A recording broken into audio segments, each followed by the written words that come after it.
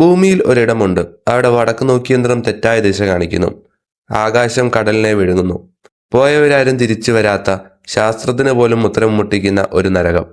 1945 December 3 ഉച്ചതിരിഞ്ഞ് 2 മണി. Flight 19 എന്ന പരിശീലന ദൗത്യത്തിനായി 5 വിമാനങ്ങൾ റൺവേയിൽ നിന്ന് പറന്നുയർന്നു. 14 വിദഗ്ധ പരിശീലനം ലഭിച്ച പൈലറ്റുമാർ.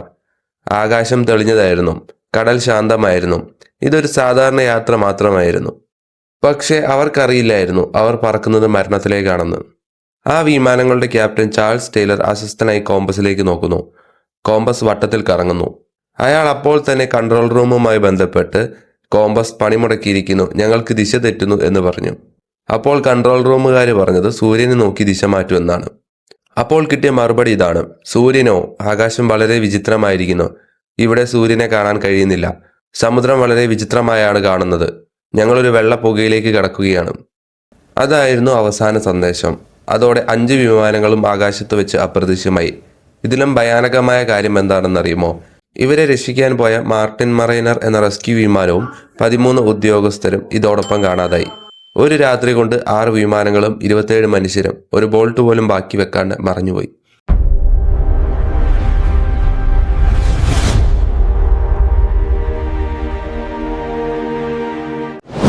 എവിടെയാണ് ഈ സ്ഥലം? അമേരിക്കയുടെയും ക്യൂബയുടെയും അടുത്തായി അറ്റ്ലാന്റിക് സമുദ്രത്തിൽ 5 ലക്ഷം ചതുരശ്ര മൈൽ വിസ്തീർണമുള്ള ഒരു സാങ്കല്പിക ത്രികോണം. ലോകം ഇതിനെ വിളിക്കുന്നത് ബർമുഡ ട്രയാങ്കിൾ, പക്ഷേ നാവികർ ഇതിനെ വിളിക്കുന്നത് ചെകുത്താന്റെ ട്രയാങ്കിൾ എന്നാണ്. കഴിഞ്ഞ 100 വർഷത്തിനിടയിൽ 75 വിമാനങ്ങളും 100 കണക്കിന് കപ്പലുകളുമാണ് ഇവിടെ അപ്രത്യക്ഷമായത്. എന്താണ് ഇതിന്റെ ഉള്ളിൽ നടക്കുന്നത്? അന്യഗ്രഹ ജീവികളോ അതോ പ്രകൃതിയുടെ തമാശകളോ? ഇതിന്നും ഇന്നലെയും തുടങ്ങിയതല്ല. 500 വർഷങ്ങൾക്ക് മുമ്പ് അമേരിക്ക കണ്ടുപിടിക്കാനിറങ്ങിയ ക്രിസ്റ്റഫർ കൊളംബസ് വരെ അദ്ദേഹത്തിന്റെ ഡയറിയിൽ വിചിത്രമായ ഒരു കാര്യം കുറിച്ചിട്ടുണ്ട്. ആകാശത്തു നിന്നും ഒരു തീഗോളം കടലിലേക്ക് വീഴുന്നു. അത് ഞാൻ നേരിൽ കണ്ടതാണ്. കുറച്ചു ദൂരം മുന്നോട്ട് പോയപ്പോൾ കപ്പലിലെ വടക്ക് നോക്കി യന്ത്രം തെറ്റായ ദിശ കാണിക്കാൻ തുടങ്ങി. കടലിൽ വിചിത്രമായ വെളിച്ചങ്ങൾ മിന്നിമറിയാൻ തുടങ്ങി. 500 വർഷം മുമ്പേ ഈ സ്ഥലം മനുഷ്യന് മുന്നറിയിപ്പ് നൽകിയിരുന്നു. ഫ്ലൈറ്റ് 19 മുമ്പ് നടന്ന ഏറ്റവും വലിയ ദുരന്തം. 1918 ഒന്നാം ലോക മഹായുദ്ധകാലത്തിന് സമയം. USS സൈക്ലോപ്സ് എന്ന അമേരിക്കൻ നേവിയുടെ കപ്പൽ. 350 യാത്രക്കാരും ടൺ കണക്കിന് മാഗ്നീസ് അയിരുമായി അത് യാത്ര തുടങ്ങി. അത് സഞ്ചരിച്ചത് ഈ ത്രികോണത്തിലൂടെയായിരുന്നു. ഒരു യുദ്ധക്കപ്പലായതിനാൽ തന്നെ 100 കണക്കിന് വയർലെസ് സെറ്റുകൾ അതിൻ്റെ ഉള്ളിലുണ്ടായിരുന്നു. എന്നിട്ടും ഒരു SOS സന്ദേശം പോലും നൽകാതെ അത് അപ്രത്യക്ഷമായി. ആ കപ്പലിന്റെ ഒരു ചെറിയ കഷ്ണം മരം പോലും ആ കടലിൽ നിന്ന് കിട്ടിയില്ല. ശത്രുരാജ്യങ്ങൾ ആക്രമിച്ചതല്ല എന്ന് ഉറപ്പായി. പിന്നെ എന്താണ് ആ കപ്പലിന് സംഭവിച്ചത്? അന്നത്തെ പ്രസിഡന്റ് വൂഡ്രോ വിൽസൺ പറഞ്ഞത് ദൈവത്തിന് മാത്രമേ എന്താണ് സംഭവിച്ചതെന്ന് പറയാൻ പറ്റുള്ളൂ എന്നാണ്. 1881 എലൻ ഓസ്റ്റിൻ എന്ന കപ്പൽ ബർമുഡ ട്രയാങ്കിളിലൂടെ പോകുമ്പോൾ മറ്റൊരു കപ്പലിനെ കണ്ടുവെന്നാണ് പറയുന്നത്.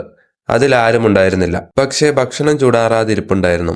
എലൻ ഓസ്റ്റിനിലെ ക്യാപ്റ്റൻ തന്റെ കുറച്ച് ജോലിക്കാരെ ആ കപ്പലിലേക്ക് അയച്ചു. എന്നിട്ട് ആ 2 കപ്പലുകളും ഒരുമിച്ച് യാത്ര തുടങ്ങി. പക്ഷേ പെട്ടെന്നൊരു മൂടൽ മഞ്ഞ് വന്നു. അതോടെ കപ്പലിൽ കയറി ജോലിക്കാരെ വീണ്ടും കാണാതായി. ആ കപ്പൽ വീണ്ടും വിജനമായി. ഇതൊരു കഥയാണോ സത്യമാണോ എന്നതിൽ ഇന്നും തർക്കമുണ്ട്. എന്തുകൊണ്ടാണ് കപ്പലുകളും വിമാനങ്ങളും ഇവിടെ അപ്രത്യക്ഷമാകുന്നത്? എന്തെങ്കിലും അമാനുഷിക ശക്തിയുണ്ടോ? എഡ്ഗർ ക്ലെയ് എന്ന പ്രവാചകൻ പറഞ്ഞത് കടലിൽ മുങ്ങിപ്പോയ അറ്റ്ലാന്റിസ് എന്ന പുരാതന നഗരം ഇതിനടിയിലാണ് എന്നാണ്. ആ നഗരത്തിന് ഊർജം നൽകിയ വലിയ ക്രിസ്റ്റലുകൾ ഇപ്പോഴും ആ കടലിന്റെ അടിയിൽ നിന്ന് പ്രവർത്തിക്കുന്നുണ്ട്. ആ ക്രിസ്റ്റലുകളിൽ നിന്നുള്ള ശക്തമായ ഊർജ്ജരശ്മികൾ അതിലെ പോണ വിമാനങ്ങളുടെയും കപ്പലുകളുടെയും ഇലക്ട്രോണിക് സംവിധാനങ്ങൾ തകർക്കുന്നുണ്ട് എന്നാണ് പറയുന്നത്. ഇതാണ് ഒരു വാദം. 1968 ബിബിനി ഐലാൻഡിന് സമീപം കണ്ടെത്തിയ ബിബിനി റോഡ് ഇതിനൊരു തെളിവായി അവർ കണക്കാക്കുന്നു. ഇതൊരു അന്യഗ്രഹ താവളമാണെന്ന് വിശ്വസിക്കുന്നവരുമുണ്ട്. കടലിനടിയിൽ അവർക്കൊരു ലബോറട്ടറി ഉണ്ടെന്നും മനുഷ്യനെ പരീക്ഷണങ്ങൾക്കായി തട്ടിക്കൊണ്ടു പോകുന്നതാണെന്നും പറയപ്പെടുന്നു. എന്നാൽ ഇതിലും വിചിത്രമായ ഒരു അനുഭവം 1970 ബ്രോസ് ഗിർഗോൺ എന്ന പൈലറ്റിനുണ്ടായി. അദ്ദേഹം പറയുന്നത് അദ്ദേഹം ഒരു പ്രത്യേകതരം മേഘത്തിനുള്ളിൽ അകപ്പെട്ടു എന്നാണ്. ആ വേഗത്തിനുള്ളിൽ വെച്ച് സമയം മാറിപ്പോയി. 30 മിനിറ്റ് കൊണ്ട് എത്തേണ്ട സ്ഥലം 3 മിനിറ്റ് കൊണ്ട് എത്തി. സമയത്തെ നിയന്ത്രിക്കുന്ന ബേം ഹോളുകൾ ഇവിടെ ഉണ്ടോ? അതോ അദ്ദേഹം സമയത്തിലൂടെ സഞ്ചരിച്ചോ? കഥകൾ കേൾക്കാൻ നല്ല രസമുണ്ട്, പക്ഷേ ശാസ്ത്രത്തിന് ഇതിനുള്ള മറുപടി ഭയാനകമാണ്. ഒന്ന് മീഥേൻ ഹൈഡ്രേറ്റ്. സമുദ്രത്തിനടിയിൽ അടിഞ്ഞു കിടക്കുന്ന മീഥേൻ വാതകങ്ങൾ ഇവിടെയുണ്ട്. ഭൂചലനം ഉണ്ടാകുമ്പോൾ ഇത് പൊട്ടിത്തെറിച്ച് വലിയ കുമിളകളായി മുകളിലേക്ക് വരും. ഓർക്കുക, ഒരു കപ്പൽ പൊങ്ങിക്കിടക്കുന്നത് വെള്ളത്തിന്റെ സാന്ദ്രത കൊണ്ടാണ്. എന്നാൽ അവിടെ നിറയെ വായു കുമിളകൾ വന്നാലോ? സാന്ദ്രത കുറയും. കപ്പൽ അത് കല്ല് പോലെ താഴോട്ട് പോകും. ഒരു പക്ഷേ പൈലറ്റുമാർ പറഞ്ഞ വെള്ളപ്പത അത് ഇതാകാം. രണ്ടാമത്തെ വില്ലൻ ആകാശത്താണ്. നാസയുടെ സാറ്റലൈറ്റുകൾ ഈ ഭാഗത്ത് ഹെക്സഗൺ ഷേപ്പിലുള്ള മേഘങ്ങളെ കണ്ടെത്തിയിട്ടുണ്ട്. ഇത് സാധാരണ മേഘങ്ങളല്ല. ഇതിനെ എയർ ബോംബുകൾ എന്നാണ് വിളിക്കുന്നത്. ഈ മേഘങ്ങളിൽ നിന്ന് മണിക്കൂറിൽ 170 മൈൽ വേഗതയുള്ള കാറ്റ് താഴോട്ട് കുത്തനെ വീശും. ഈ കാറ്റിൽ പെട്ടുകഴിഞ്ഞാൽ ഒരു വിമാനത്തിനും നിയന്ത്രണം കിട്ടില്ല, അത് തകർന്നു വീഴും.